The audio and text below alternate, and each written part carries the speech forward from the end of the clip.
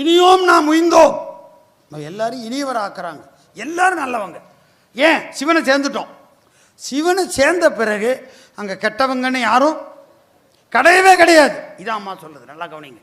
சிவபக்தியில் இவர் நல்லவர் இவர் கெட்டவர் சொல்ல முடியுமா?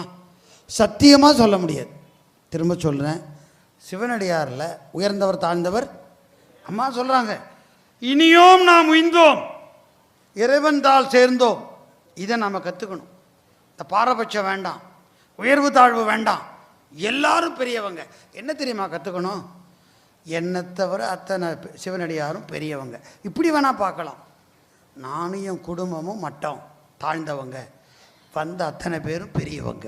இதுதான் பார்வை. இதுதான் அம்மா பார்க்க சொல்கிறா. இதை நம்ம பார்க்கல, அதனால தான் சைவம் அப்படி போயிட்டு நம்மளை பெரியவனா நினச்சிக்கிட்டு அவன் யாரு இவன் யாருன்னு கேட்டுக்கிட்டு இருக்கோம். இனியும் நாம் உய்ந்தோம், இறைவன் தாள் சேர்ந்தோம். பாருங்கள், இறைவன் தாள் சேர்ந்தோம் இல்லையா?